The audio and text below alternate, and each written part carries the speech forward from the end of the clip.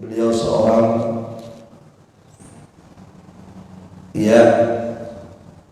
penduduk Madinah, tinggal di Madinah, orang Madinah, tempat kelahir, tempat hijrah Rasulullah sallallahu alaihi wasallam. Tabi'in, dan beliau adalah seorang tabi'in. Kemudian rajulun salih, beliau seorang ulama yang saleh, orang yang saleh. Ya. Dan ini suatu kedudukan yang mulia ketika seorang dikatakan orang saleh. Ya, cuma banyak di antara kita yang mungkin tidak mengerti apa yang dimaksud atau yang mana orang dikatakan saleh itu. Ya, orang yang dikatakan saleh, seorang yang saleh,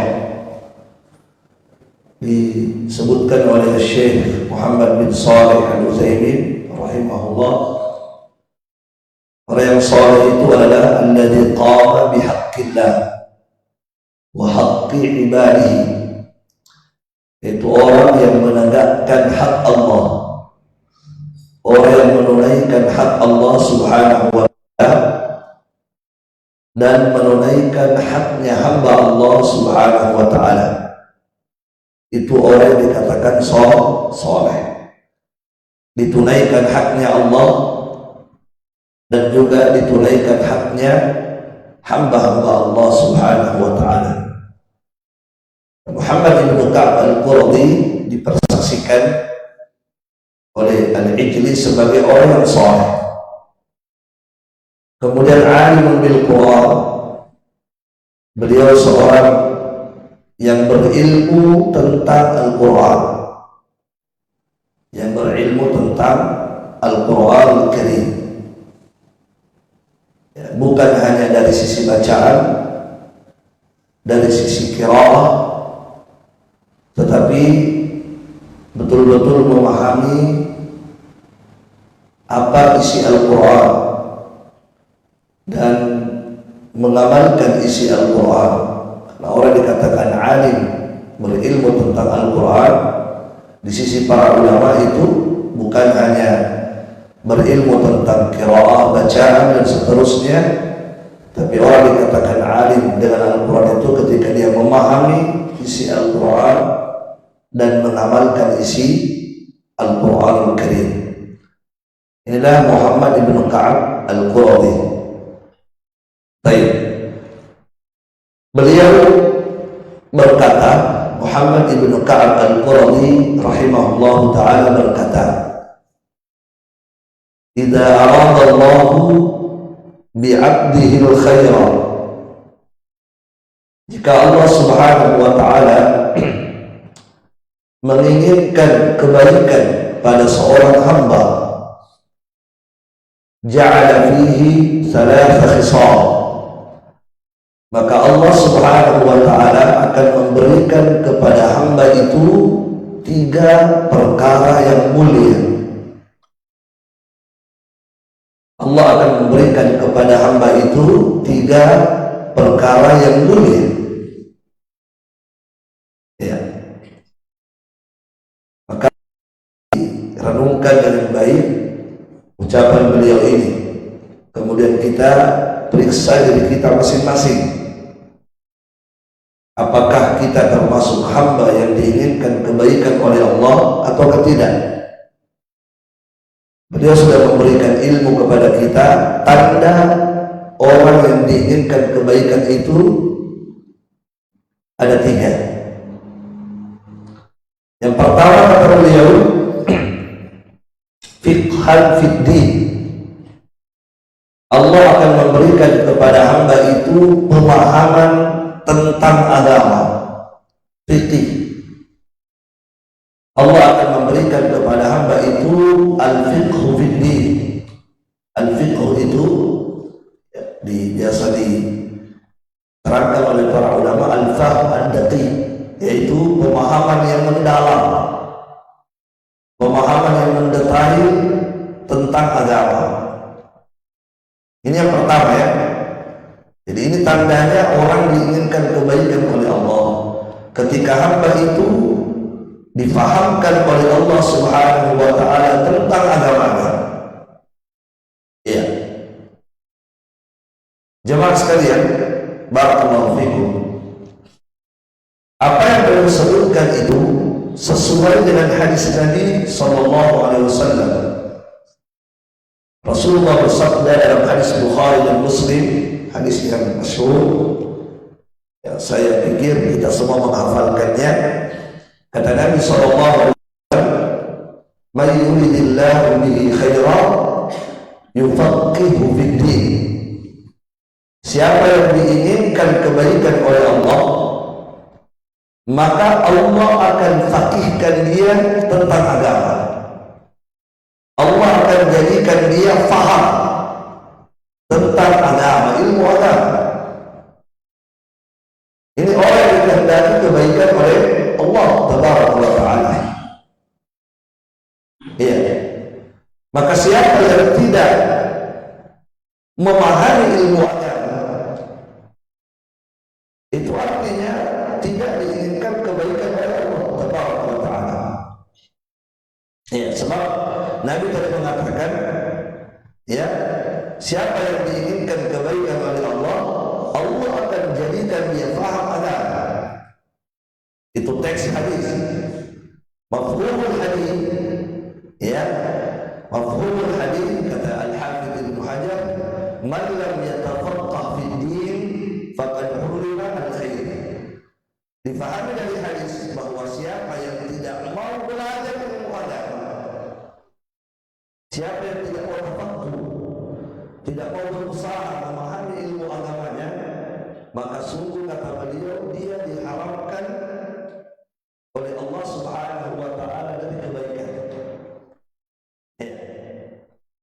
Jadi ketika ada hamba dijadikan dia cinta dengan ilmu, cinta mendatangi ilmu, mendatangi majelis ilmu, cinta belajar ilmu agama, itu tanda-tanda kebaikan. Iya, itulah tanda-tanda kebaikan. Barakallahu fikum. Dan orang-orang yang difahamkan, dijadikan paham tentang ilmu agama, itu sangat langka ya. Ya, tidak banyak manusia diberikan nikmat ini oleh Allah Subhanahu wa Ta'ala. Difahamkan ilmu agama itu tidak banyak. Sedikit dari hamba-hamba Allah Tabaraka wa Ta'ala yang mendapatkan nikmat itu dari Allah Subhanahu wa Ta'ala. Ya, dalam Al-Quran Allah Subhanahu wa Ta'ala berfirman, yu'til hikmata man yasha. Allah Subhanahu wa Ta'ala itu memberikan al-hikmah hanya kepada siapa yang Allah kehendaki. Dan semua orang Allah memberikan al-hikmah man yasha kepada orang yang Allah kehendaki saja, tidak semua orang. Wa may yu'tal hikmah, dan siapa yang diberikan hikmah ini oleh Allah, faqad utiya khairan katsira, maka sungguh kata Allah, dia telah diberikan oleh Allah. Orang ini telah diberikan oleh Allah kebaikan yang sangat banyak. Wa ma yadhakkaru illa ulul albab. Tapi sayangnya tidak ada yang mencermati hal ini, tidak ada yang merenungkan hal ini kecuali orang-orang yang punya akal. Ya, renungkan hal itu. Allah menyebutkan bahwa Allah memberi nikmat itu hanya kepada siapa yang Allah kehendaki. Menunjukkan nikmat ini bukan nikmat biasa. Ini nikmat besar. Sebab Allah tidak memberikan kepada semua orang. Orang-orang tertentu saja diberi nikmat ini oleh Allah Tabaraka wa Ta'ala. Kalau persoalan dunia yang dianggap manusia nikmat besar, ya, perkara yang mulia, perkara yang tinggi, padahal perkara rendah saja dunia itu. Kalau persoalan dunia, semua orang diberi. yang kafir, yang beriman, yang soleh, yang toleh, yang bertakwa, tidak bertakwa, semua diberi oleh Allah Subhanahu wa Ta'ala. Itu dunia. Inna Allah yu'ti dunia ala man yuhibbu wa ala man la yuhibbu. Sesungguhnya Allah memberikan dunia itu kepada siapa yang Allah cintai dan juga kepada siapa yang Allah tidak cintai. Itulah dunia. Berarti dunia bukan nikmat istimewa, bukan nikmat yang bernilai, tidak. Tapi untuk al-hikmah inilah nikmat besar yang Allah katakan tadi. Allah berikan kepada siapa yang Allah kehendaki, dan siapa yang telah diberikan nikmat ini oleh Allah, apa kata Allah tadi? Orang itu telah mendapatkan kebaikan yang sangat banyak. Bukan lagi kebaikan, tapi Allah katakan kebaikan yang begitu banyak. Hikmah, hikmah yang dimaksud pada ayat itu, sebab hikmah maknanya banyak. Hikmah itu bermakna banyak, ya. Tapi hikmah yang dimaksud pada ayat itu adalah al-fiqhu fid-din. Itu yang dimaksud. Imam Malik rahimahullah ta'ala ketika menjelaskan ayat itu, Imam Malik berkata, wa innahu la yaqa'u fi qalbi anna al-hikmata hiya al-fiqhu fi dinillah. Sesungguhnya kata beliau telah mantap dalam hatiku bahwasanya hikmah yang dimaksud pada ayat itu adalah al-fiqhu fi dinillah, yaitu pemahaman tentang agama Allah Subhanahu wa ta'ala. Itu hikmah.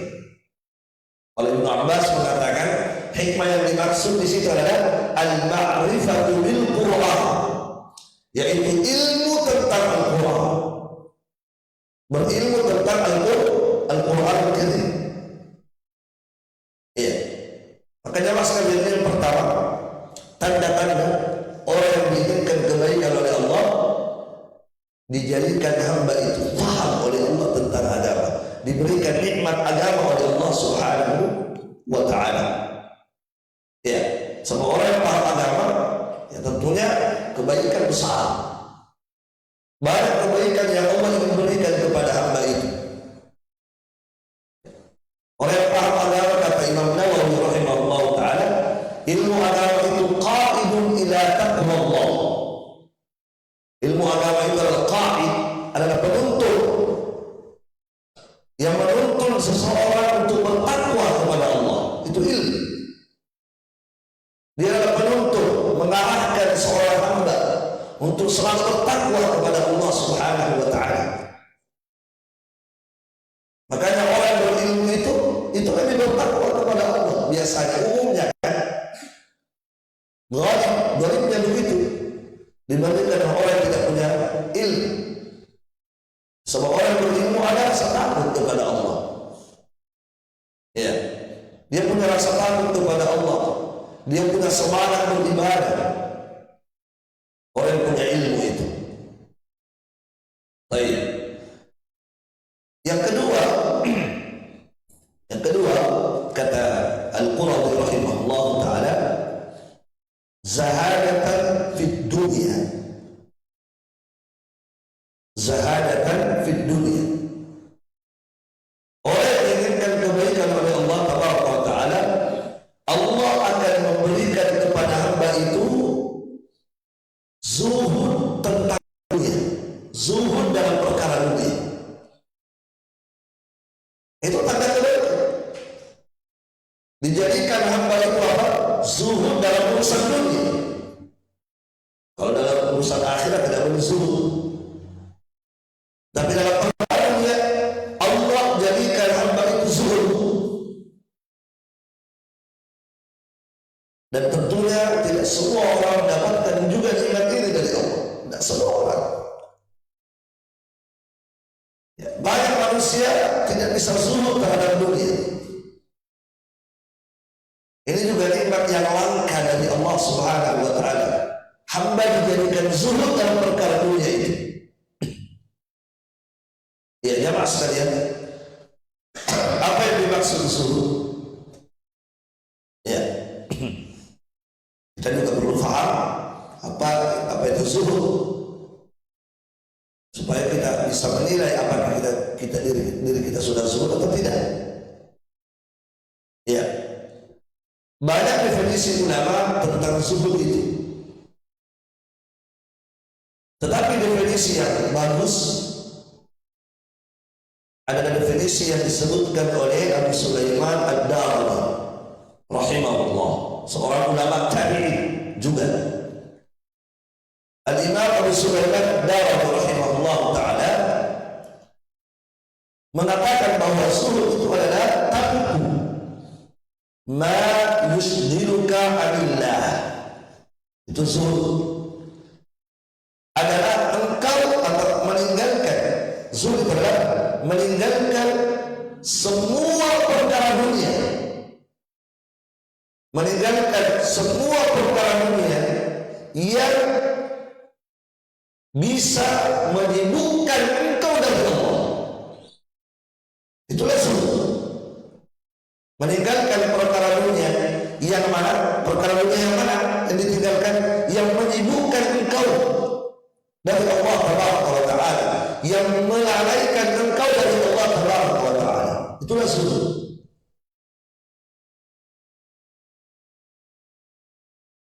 Ini definisi yang bagus kan, mudah dipahami. Ya, Al-Imam Ibn Rajab Al-Hambali rahimahullah, ya, beliau yang menyebutkan definisi ini dalam kitabnya Jami'ul Ulum wal Hikam. Ibn Rajab Al-Hambali ketika menyebutkan beberapa definisi dari ulama, beliau sebutkan bahwa definisi inilah definisi yang bagus, kata beliau. Li'annahu jami'un li ma'ani zuhud. Karena definisi ini mengumpulkan seluruh makna-makna zuhud yang disebutkan oleh ulama yang lain. Ini mengumpulkan seluruh makna-makna zuhud yang disebutkan oleh ulama yang lain. Syekh Abdul Muhsin Abbad juga mengatakan bahwa min ahsani ma fussira bihi. Ini termasuk definisi zuhud ya, yang terbaik dari seluruh definisi yang disebutkan oleh para ulama. Ya, apakah definisinya zuhud? Apa tadi? Meninggalkan perkara dunia. Titik sampai di sini. Berarti tidak cari dunia. Yang perkara dunia yang menyibukkan kita dari Allah, melalaikan kita dari Allah Taala. Difahami dari definisi bahwa zuhud itu tetap cari dunia, ya kan? Tetap, ya. Barakallahu fiik. Tetapi ketika ada perkara dunia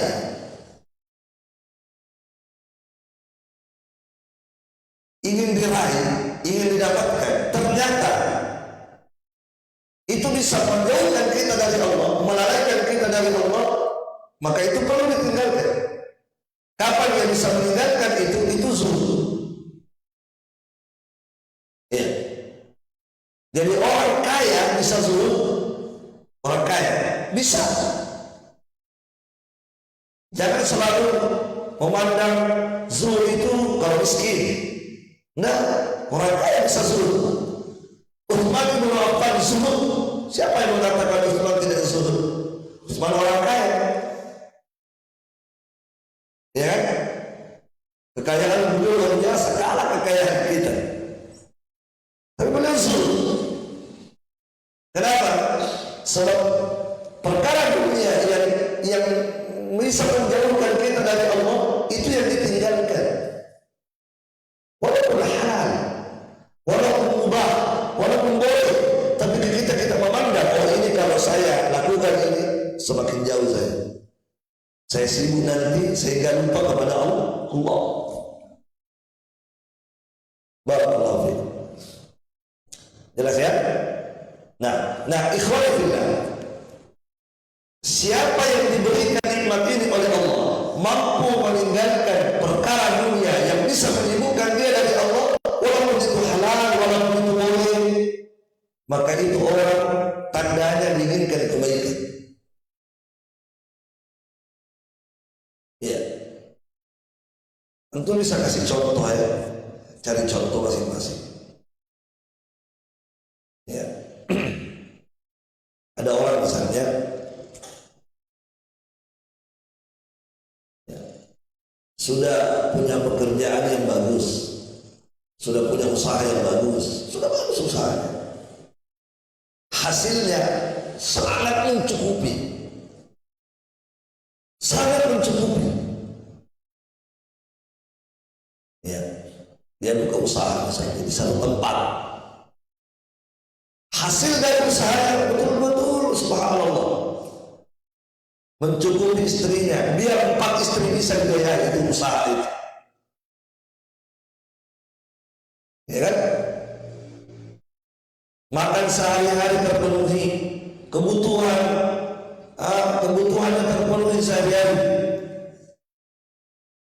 Kemudian dia berpikir ingin buka cabang, sudah ada di Parepare usahanya, ingin mau buka cabang lain di mana? Tempat lain. Bahkan mungkin sudah ada cabangnya di Pindrang, sudah ada cabangnya di Baru, mau lagi buka cabang yang jauh-jauh, melintas Sulawesi misalnya, buka cabang usaha, boleh tidak? Boleh, itu perkara dunia, boleh, selama usahanya usaha yang halal kan, bukan usaha narkoba misalnya. Ya, selama usahanya usaha halal boleh saja, mubah. Mau buka cabang sampai 100 cabang boleh, tidak ada yang mengharamkan itu, Allah tidak haramkan. Tapi ingat, ketika dia buka cabang ternyata menjauhkan dia dari Allah, menyibukkan dia, ya. Sebelumnya ibadahnya teratur, taklimnya teratur, tapi setelah buka cabang ibadahnya tidak karu-karuan. Taklimnya tidak ada lagi taklim, tidak ada lagi waktu taklim. Iya. Sebelumnya Masya Allah selalu di masjid berjamaah, ini tidak lagi berjamaah di masjid. Kenapa? Karena di setiap waktu berjamaah itu sibuk dengan urusan itu. Sebelumnya selalu di sholat pertama, ini tidak apa-apa lagi di sholat pertama, selalu di sholat luar masjid, sholatnya di luar masjid. Sebelumnya selalu mendapati takbir pertama, sekarang selalu salamnya terakhir imam didapat. Begitu masuk imamnya assalamualaikum warahmatullah. Kenapa bisa? Kesibukannya mengurus dunia itu tadi. Dipahami? Padahal apa yang sudah ada sudah sangat mencukupi. Untuk apa lagi? Ya, kita tidak larang kan? Bukan perkara yang dilarang, boleh. Tapi ketika usaha dunia itu membuat kita sibuk dari Allah, membuat kita jauh dari Allah, lari dari ibadah, lari dari akhirat, kita tinggalkan. Itulah sunnah. Dan ikhwan fillah, tidak sedikit orang, tidak banyak orang mesra diberi nikmat ini oleh Allah Tabaraka wa Ta'ala. Ya, jamaah sekalian, a'azzani Allah wa iyyakum. Lihatlah Syekh Al-Albani. Kita kalau mau berbicara yang ulama-ulama dulu sudah jauh sekali kan, tidak usah kita jauh-jauh di masa kita sekarang kan. Syekh Al-Albani rahimahullah luar biasa, subhanallah. Beliau itu Syekh Al-Albani itu kan usahanya usaha jam tangan, servis jam tangan. Itu beliau sudah menyiapkan waktunya, ada waktu dunia, ada waktu untuk agama. Memang sudah dibagi waktunya oleh beliau. Ketika waktu dunia, beliau fokus di dunia itu, pekerjaan dunia. Tapi ingat ikhwan fillah, beliau memberikan waktu untuk dunianya sangat sedikit, sangat sedikit. Setiap hari begitu. Kebanyakan beliau berada di perpustakaan, belajar ilmu agama, membaca kutub. Jadi dunia bagi beliau sampingan. Bagi Syekh Al-Albani dunia itu sampingan, jembatan saja. Tapi akhirat itu utama. Ilmu itu utama bagi Syekh Al-Albani. Dunia sampingan. Itu Syekh Al-Albani. Kalau kita dibalik. Yang mana sampingan? Ilmu. Kalau ada waktu belajar, kalau ada waktu ta'lim pergi, kalau tidak ada, ya tidak juga. Padahal tadi yang pertama, tanda kebaikan dari Allah, difahamkan dia tentang ilmu. Dan bagaimana mungkin Anda paham ilmu agama kalau Anda tidak nongol di majelis ilmu, tidak bersemangat di majelis ilmu? Tidak mungkin. Syekh Al-Albani rahimahullah di pagi-pagi belum berangkat kerja, buka servis arlojinya. Begitu beliau buka, orang sudah antri. Banyak pelanggan beliau karena kejujuran beliau dalam bekerja, jujur dan amanah. Syekh Al-Albani orang antri. Kemudian beliau kerja. Setelah tiba waktunya, beliau sudah punya pasar waktu, ya. Ada waktunya, ketika tiba waktunya tutup, beliau tutup. Ketika tiba waktu ditutup itu toko, beliau tutup. Padahal di luar masih banyak orang antri, beliau sudah tutup, sudah tiba waktunya ditutup. Maka ada orang yang berkata kepada beliau, rahimahullah, Syekh, kenapa Anda tutup? Kata beliau, sudah habis waktunya. Beliau sudah ingin pergi ke perpustakaan untuk belajar ilmu agama. Kata orang kepada beliau, tapi banyak orang antri. Kata beliau, hari ini sudah cukup. Masya Allah, kalimat itu luar biasa. Hari ini sudah cukup bagi saya. Ini kata-kata ini berat ini. Hari ini sudah cukup. Karena perkara dunia itu tidak ada cukupnya biasanya, tidak ada habisnya itu kalau dunia. Syekh Al-Albani rahimahullah ta'ala berkata, hari ini sudah cukup bagi saya. Ada yang berkata kepada beliau, tapi kan bisa besok, bisa untuk besok itu. Orang yang antri kan bisa untuk besok. Apa kata beliau? Besok ada lagi rezeki saya. Itu keyakinan.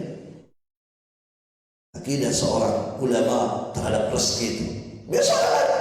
Karena beliau yakin bahwa setiap hari hamba akan dikasih rezeki oleh Allah. Ada jatah harian. Ya begitu. Ada jatah harian. Setiap hari akan dikasih rezeki oleh Allah. Tidak mungkin tidak. Hari ini pasti Anda dikasih rezeki. Besok dikasih lagi, besok dikasih lagi. Setiap hari jatah rezeki Anda sudah dijatah oleh Allah itu. Dan mungkin tidak dikasih. Kalau tidak dikasih Anda pada hari itu, kalau tidak dikasih rezeki Anda pada hari itu, berarti hari itu Anda akan mati. Paham? Karena kapan jatah rezeki sudah habis, ada akan datang. I'lam anna nafsan lan tamuta hatta yastawfi Allah rizqaha. Ketahuilah kata Nabi, yakinilah kata Nabi, setiap jiwa tidak akan mati jiwa itu sampai Allah memberikan semua jatah rezekinya. Tak akan mati. Kalau aku masih punya jatah satu gelas air, Anda tidak akan mati sampai Anda bisa meminum itu satu gelas air. Setelah Anda minum itu satu gelas, Anda akan mati. Tidak akan mati Anda. Lihat keyakinan Syekh Al-Albani. Hari ini sudah cukup. Besok ada lagi. Inilah zuhud. Ya. Pekerjaan dunia beliau tidak melalaikan dari Allah Taala wa Ta'ala. Tidak melalaikan dari ilmu. Tidak melalaikan dari ibadah.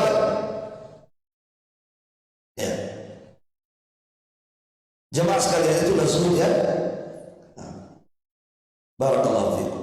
Nah, orang-orang yang zuhud ini itu diinginkan kebaikan kepada Allah. Banyak kebaikan-kebaikan yang Allah akan berikan kepada orang yang zuhud, banyak. Di antara kebaikan besar ketika orang zuhud itu, ini kebaikan besar, agama dan imannya terjaga. Itu kalau orang zuhud itu pasti itu. Ketika orang zuhud dalam perkara dunia, agamanya, imannya pasti akan terjaga. Dipahami? Kenapa? Sebab bukankah yang merusak agama kita selama ini apa? Apa yang banyak merusak agama orang? Apa yang banyak merusak iman orang? Apa yang banyak merusak ilmu orang? Dunia. Dunia itulah yang banyak merusak iman kita, merusak agama kita, memporak-porandakan iman kita. Itu dunia, perkara dunia itu. Bukan hanya orang Allah merusak agama oleh dunia, hatta orang berilmu hancur agamanya gara-gara dunia. Ambisi dengan dunia itulah yang menghancurkan agama. Tapi kalau orang zuhud, dari sisi mana agamanya hancur? Kalau orang zuhud, sekali lagi jemaah sekalian, yang banyak merusak agama itu dunia itu. Kata Nabi sallallahu alaihi wasallam, "Ma'idani ja'i'an ursila bi ghanam." Tidaklah dua ekor serigala yang lapar dilepaskan pada satu ekor kambing bi afsadana, maka tidaklah ya dua ekor serigala itu lebih membahayakan, ya lebih menghancurkan kambing itu, lebih membahayakan kambing itu daripada apa? Daripada bahayanya ya min hirsil mar'i 'alal mal, daripada bahayanya seorang yang ambisi dengan dunia, ambisi terhadap harta, wasyaraf, ambisi terhadap kedudukan. Maka ini jauh lebih berbahaya terhadap agamanya, kata Nabi. Ketika ada orang, ya, ketika ada orang yang ambisi dengan harta, yang ambisi dengan asyaraf, asyaraf itu kedudukan, jabatan, termasuk ketenaran, ingin tenar, ingin terkenal, ingin begini, ingin dianggap, itu asyaraf. Maka Nabi ingatkan kepada kita, ketika ada seorang hamba itu ambisi dengan harta dan ambisi dengan jabatan, kedudukan, ketenaran, maka kata Nabi, ini orang lebih berbahaya agamanya ini, lebih hancur agamanya orang ini daripada apa? Daripada hancurnya satu ekor kambing tadi yang diperebutkan oleh dua ekor serigala yang lapar.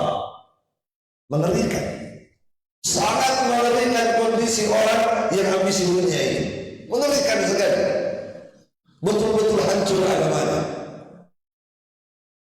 Kalau ada seekor kambing, ikhlas kalian, seekor kambing kemudian diperebutkan dua ekor serigala yang lapar, pertanyaannya, kira-kira apakah tersisa kambing itu? Apakah serigala itu berkata kepada kambingnya, sisakan kita pahanya, biar kita lapar begini, ya, jangan juga dihabisi, simpan pahanya juga. Tidak akan disisakan sampai tulang-tulangnya mungkin semua diremukkan oleh dua ekor serigala itu. Cari-cari itu kambing. Ternyata orang yang ambisi dengan dunia itu lebih mengerikan kondisinya itu. Nah, itu wakil, kenyataan itu. Di depan mata kita lihat bagaimana orang-orang yang dulunya istiqomah, ya kan? Dulunya istiqomah, masya Allah. Sekarang kemana dia? Tidak kelihatan. Apa yang membuatnya menghilang? Dunia. Itu wakil. Dan tidak sedikit dari ulama, dulunya di atas manhaj as-sahih, di atas manhaj as-salaf. Sekarang kondisinya naudzubillah, nasallallahu alaihi wasallam. Apa yang membuat hancur dia? Dunia. Ya. Bukan orang biasa, ulama, seorang alim, dekat dengan ulama besar. Bahkan kita mendapatkan ilmu dari dia, para ustaz kita mendapatkan ilmu dari dia. Sekarang kemana dia? Hah? Kemana orang itu sekarang? Yang dulunya berada di majelisnya para ulama, di sisi para ulama, sekarang berada di majelisnya politikus.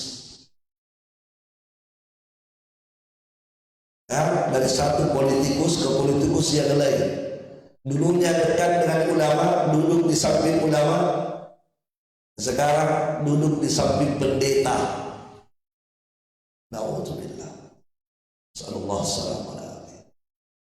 Yang dulunya begitu indah, surban di atas kepalanya, sekarang surban itu sudah tak kemana surban itu sekarang. Ini bukan kenyataan. Semoga Allah memberi hidayah kepada beliau untuk kembali kepada manhaj salaf. Subhanallah. Sekarang jadi khawarij, memberontak. Ya. Semoga dijaga dan diberi hidayah. Baik. Jadi itu yang pertama. Jadi ketika seorang zuhud itu dia kebaikan dari Allah dijaga agamanya. Kemudian kata Umar bin Khattab radhiyallahu taala, ketika orang zuhud itu kebaikannya apa? Umar mengatakan az-zuhdu fid dunya rahatul qalbi wal badan. Zuhud dalam perkara dunia itu rahatul qalbi, menjadikan pikiran seseorang itu tenang dan badannya menjadi santai. Itu orang zuhud begitu dia. Jadi orang zuhud itu bahagia hidupnya. Kenapa bahagia hidupnya? Pikirannya itu tenang, relax.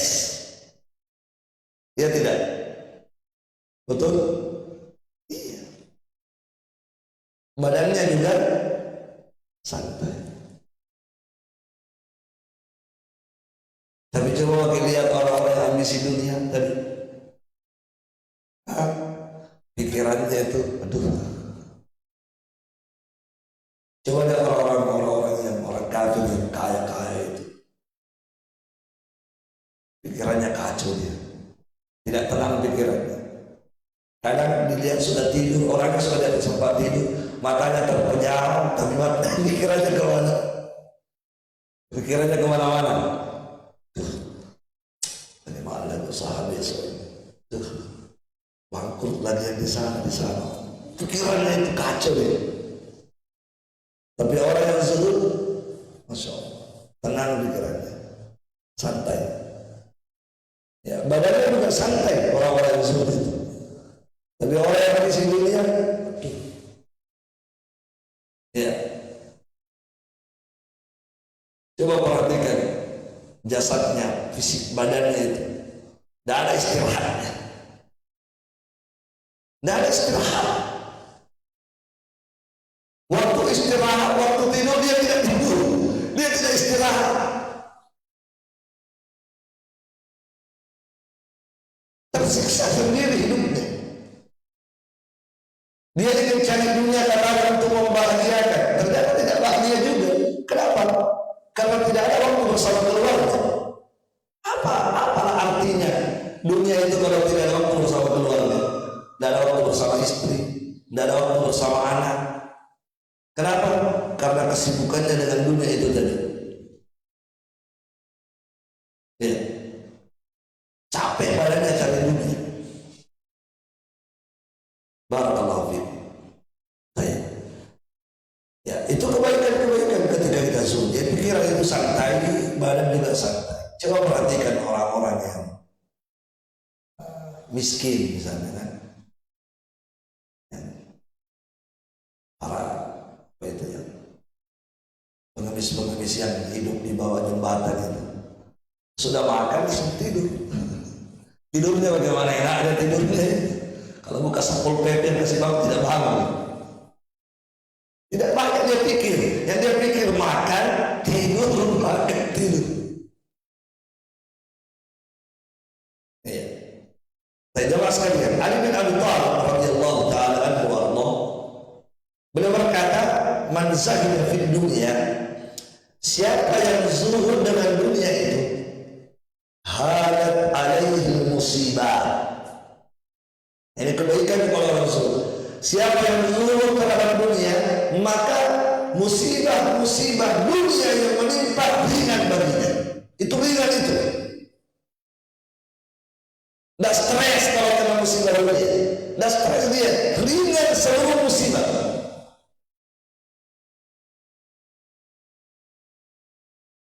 Iya kan? Kenapa ringan baginya musibah? Karena orang yang zuhud itu memahami hakikat dunia itu. Dia tahu persis dunia itu seperti apa, akhirat itu seperti apa. Makanya orang zuhud itu ambisinya dengan akhirat besar, keinginannya dengan dunia kecil.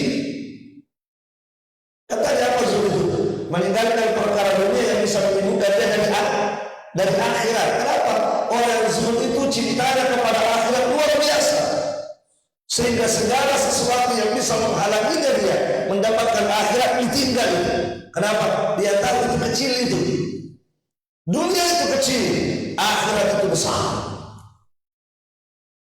Makanya ketika dia kena musibah di dunia ini, apa yang terjadi pada orang tersebut ringan.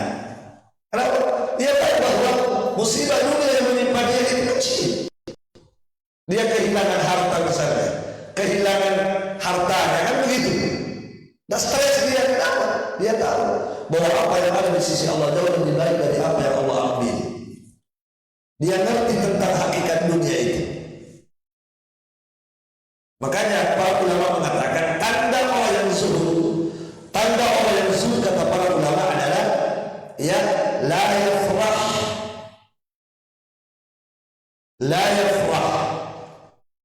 bimawjudin wa la yasab bimafqudin.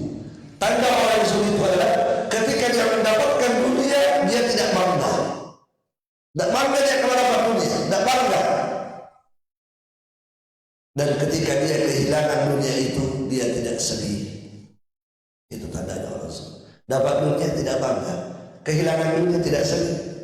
Kenapa? Karena dia tahu hakikat daripada dunia itu. Barakallahu fiik. Jelas ya? Terakhir, yang ketiga. Yang ketiga jemaah sekalian,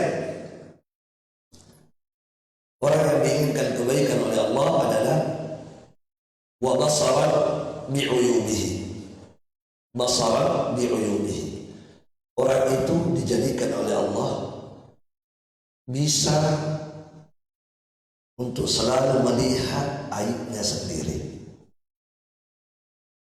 Bisa melihat aibnya sendiri, kekurangannya sendiri, dia selalu dia lihat.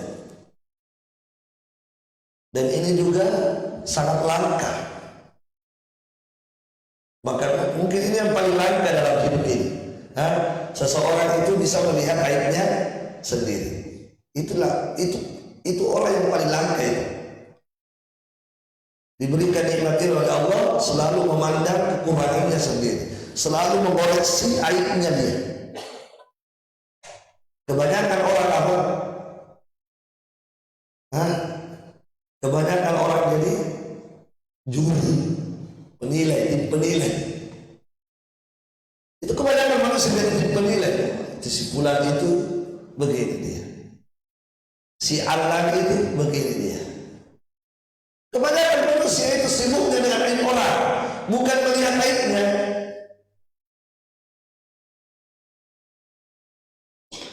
Jarang sekali jemaah sekalian ada hamba-hamba Allah diberi nikmat ini oleh Allah selalu memandang kekurangannya. Jarang sekali. Kebanyakan manusia aibnya Allah selalu dilihat.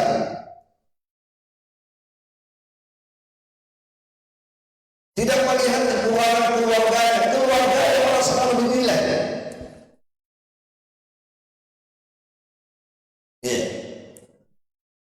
Disebutkan dalam riwayat, tuba, beruntunglah, beruntunglah.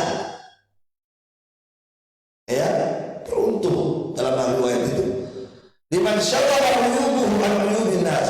Orang-orang yang sibuk dengan aibnya tidak sibuk dengan aib orang lain. Beruntung dia. Ya. Jadi jangan sibuk dengan aib orang. Jangan sibuk mencari kekurangan orang. Sibukkan diri kita mencari apa kekurangan kita ini. Kemudian benahi kekurangan kita ini. Itu tanda-tanda kebaikan dari Allah Tabaraka wa Ta'ala. Ya.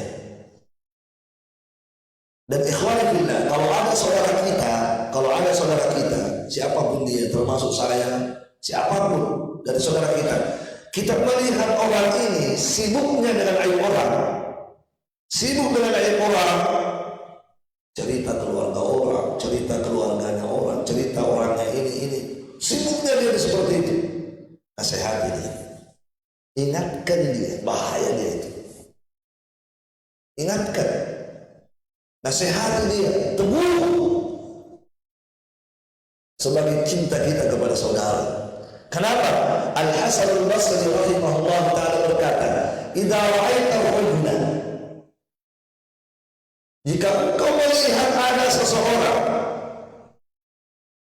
ya,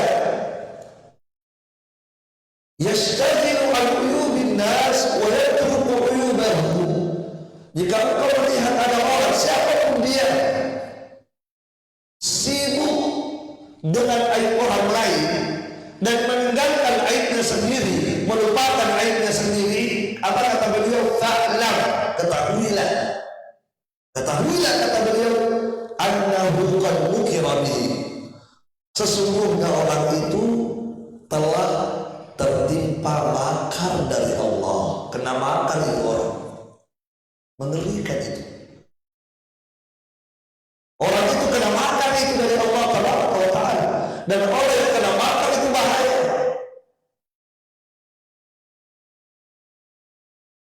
Iya, orang yang tertimpa makar dari Allah itu mengerikan, bahaya sekali itu. Makar itu baik atau tidak? Makar itu artinya apa? Artinya makar. Makar itu artinya adalah sesuatu yang jelek, keburukan yang ingin ditimpakan kepada seseorang tanpa dia sadari, itu namanya makar. Paham? Itu makar namanya. Sesuatu yang jelek, yang bahaya, yang pokoknya bahaya, mau ditimpakan kepada orang, tetapi orang itu tidak sadar mau dikasih itu. Tidak sadar dia. Kena bahaya orang. Selama ini di depan saya baik, ternyata dia di depan kita itu nampak tersenyum, ternyata kau menyembunyikan sesuatu, menyusun rencana jahat. Itu namanya makar. Ya kan? Maka siapa kalau ada seseorang kata Al-Hasan al-Basri sibuk dengan dan lupa dengan aib orang itu, kenapa? Diingatkan ya, dinasihati, hati. Nah, jadi ikhwan fillah azza wa jalla, jangan kita sibuk dengan orang lain. Setiap orang punya aib, tidak ada yang tidak punya aib. Siapapun dia ada aibnya, ya kan? Ini yang bersih dari aib. Semua ada kebusukannya, ada semua. Ada yang banyak, ada yang sedikit. Ada yang disembunyikan oleh Allah aibnya, ada yang dibongkar oleh Allah aibnya, kan begitu. Ya. Yang jelas setiap orang ada aibnya. Hanya Allah yang tahu aibnya itu. Allah menutupi aib itu. Maka sibukkan diri kita dengan aib kita masing-masing. Jangan kemudian kita cari aib saudara kita untuk kita ceritakan kemana-mana, sampaikan kemana-mana. Itu bukan tanda-tanda kebaikan. Tanda kebaikan itu ketika hamba itu dijadikan sibuk dengan aibnya sendiri. Masya Allah, luar biasa, nikmat itu. Nabi ditanya, ya Rasulullah, man najah?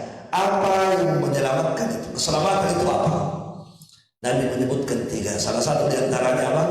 Wabki ala khati'atin, tangisi kesalahan. Harusnya begitu. Kita lihat aib kita, ternyata ini aib.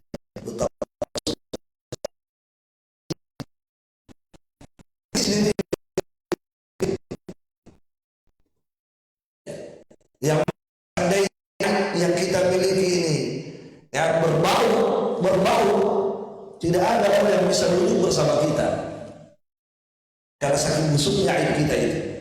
Saya bisa dicium kan, ada baunya itu aib kita. Saya kata Muhammad bin Wasi, seandainya itu ada baunya, aib itu ada baunya, tidak ada yang mau duduk bersama saya. Betapa busuknya kita sebenarnya. Ya, para kafir. Belajar dari para ulama as-salaf, bagaimana mereka selalu memandang aibnya, bukan melihat aib orang. Ulama as-salaf itu pelajaran, dan kita kan manhaj salaf. Maka ikutilah manhaj salaf dengan benar. Bagaimana as-salaf ya mengoreksi dirinya, melihat kekurangannya. As-salaf. Abdullah bin Mas'ud luar biasa, seorang sahabat yang mulia, subhanallah. Ya. Ketika ada orang yang selalu mengikuti terus Ibnu Mas'ud itu, apakah kamu ada kebutuhan yang bisa saya bantu sehingga kamu ikut saya? Ikut saya? Enggak, saya hanya ingin ikut karena kamu ulama kan salah. Apa kata Abdullah bin Mas'ud? Irji, kembali, pulang kamu, pulang. Fa innahu dhullul littabi wa fitnatul lil matbu'. Karena sesungguhnya kehinaan, kerendahan bagi orang yang mengikuti saya dan fitnah bagi orang yang diikuti. Masya Allah. Perhatikan ucapan beliau. Apa tadi kata beliau? Kehinaan, kerendahan bagi orang yang mengikuti dan fitnah bagi orang yang diikuti. Bagi orang yang mengikuti tadi siapa? Yang ikut tadi. Apa kata beliau? Kehinaan bagi. Maksudnya apa? Kenapa dikatakan kehinaan bagi? Kerendahan bagi? Karena yang kamu ikuti orang rendah. Saya itu siapa ini? Saya ini orang hina ini. Kalau kamu ikut saya, kamu juga akan hina kan? Ikut orang hina jadi hina juga. Ikut orang rendah jadi rendah juga kamu nanti. Ini coba lihat bagaimana ulama itu, sahabat itu menilai diri, melihat kekurangannya. Kembali, jangan ikut saya. Saya ini bukan orang hebat. Saya ini orang rendahan, orang hina, orang tidak ada apa-apanya. Dan bisa jadi fitnah bagi saya. Jadi fitnah ketika ada orang menyanjung kita, fitnah bagi kita, membuat kita bangga dengan diri kita, merasa kita hebat.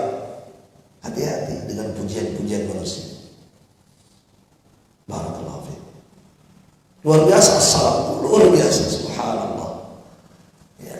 Ada seorang tabi'in luar biasa. Ya. Namanya Bakar al-Muzani.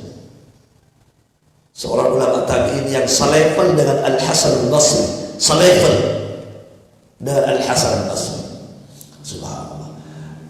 Beliau berkata ketika beliau sedang haji, sedang melaksanakan haji loh, sedang ibadah haji, ketika beliau wukuf di Arafah, melihat banyak orang wukuf, beliau berkata, lamma nadartu ila ahli al-Arafah, ketika aku melihat kepada di Arafah ini. Dhanantu annahum qad ghufira lahum. Maka aku menyangka mereka semua akan diampuni dosanya oleh Allah. Perhatikan, tatkala aku melihat mereka semua yang wukuf di Arafah, aku menyangka mereka semua akan diampuni dosanya oleh Allah. Laula anni kuntu fihi, seandainya saya tidak berada di tengah-tengah mereka. Subhanallah. Seandainya saya tidak berada di tengah-tengah mereka, saya yakin dosa mereka diampuni oleh Allah. Tapi kenapa saya ada di tengah-tengah mereka ini? Saya yang menjadi penyebab dosa mereka tidak diampuni oleh Allah. Subhanallah. Lihat bagaimana seorang as-salaf, seorang tabi'in salafi memandang aibnya, melihat aibnya. Tidak kemudian berkata kalian itu diampuni gara-gara saya, kalian itu mulia gara-gara saya, kalian itu terpandang gara-gara saya. Nah, saya berkata, seandainya saya tidak berada di tengah-tengah mereka, dosa mereka diampuni. Tapi karena saya ada di tengah-tengah mereka, terhalanglah dosa mereka diampuni oleh Allah gara-gara saya ini. Inilah alasan memandang aibnya, melihat aibnya, melihat cacatnya. Abu Bakar As-Siddiq radhiyallahu ta'ala disebutkan dalam riwayat ketika berada dipuji, disanjung, Masya Allah. Apa kata beliau? Beliau berkata, ya, Allahumma ja'alni khairan mimma yadhunnun. Ya Allah, jadikan aku lebih baik dari apa yang mereka kira. Waghfirli ma la ya'lamun, dan ampunilah dosaku. Ampuni aku, sebab ada dosa yang mereka tidak tahu. Ampuni kekuranganku yang mereka tidak tahu itu. Ini Abu Bakar. Mereka memuji saya karena mereka tidak tahu dosa saya. Maka ya Allah, ampunilah dosa saya yang mereka tidak tahu itu. Dan jadikan saya lebih baik dari apa yang mereka kira, yang mereka sangka. Jadikan saya lebih baik daripada itu. Ya Abu Bakar Siddiq. Jadi kita harus belajar dari para ulama salaf. Bagaimana mereka melihat aib-aib diri mereka sendiri. Maka jamaah sekalian, azanallah wa iyyakum, ya, tentunya banyak sekali kebaikan-kebaikan ketika seorang hamba itu ya diberi nikmat ini oleh Allah, bisa melihat aibnya. Ya, orang yang selalu melihat aibnya itu jauh dari ghibah, itu pasti jauh dari ghibah. Tidak akan menggibah orang. Orang yang suka menggibah itu karena memandang dirinya itu suci. Tapi kalau orang itu selalu melihat kekurangannya, selalu melihat kebusukannya, itu ngapain dia gibah orang? Begitu dia mau menggibah, dia melihat diri saya lebih jelek. Mau digibah orang, itu ilmunya. Apa ilmunya itu orang? Apa itu? Dilihat diri kita juga sampai kita tidak ada juga ilmu. Mau cerita keluarganya orang, mau gosipin keluarganya orang, itu istrinya, itu suaminya. Dilihat istri kita aja lebih jelek. Itu istrinya begitu. Dilihat istri kita tidak pakai jilbab, pakai pakaian seksi. Ngapain cerita istri orang? Istri kita saya tidak sholat, ya kan? Ya makanya Ar-Rabi' bin Khuzaimah, seorang ulama salaf, ditanya, kenapa saya melihat Anda tidak pernah menggibah orang? Ditanya beliau, Rabi' bin Khuzaimah tidak pernah menggibah orang. Maka ditanyakan, apa resepnya? Kenapa Anda tidak pernah menggibah orang? Perhatikan, apa jawaban beliau? Beliau berkata, lastu al-hadi radiyah hatta atafarraqa lidammin nas. Bagaimana saya punya waktu menggibah orang sementara saya tidak pernah ridho melihat kondisi. Saya tidak pernah ridho melihat kondisiku itu, sehingga saya tidak ada waktu untuk menggibahi orang. Bagaimana saya punya waktu menggibahi orang? Setiap saya melihat diriku, waduh, saya tidak pernah ridho dengan kondisi. Itu diantara apa?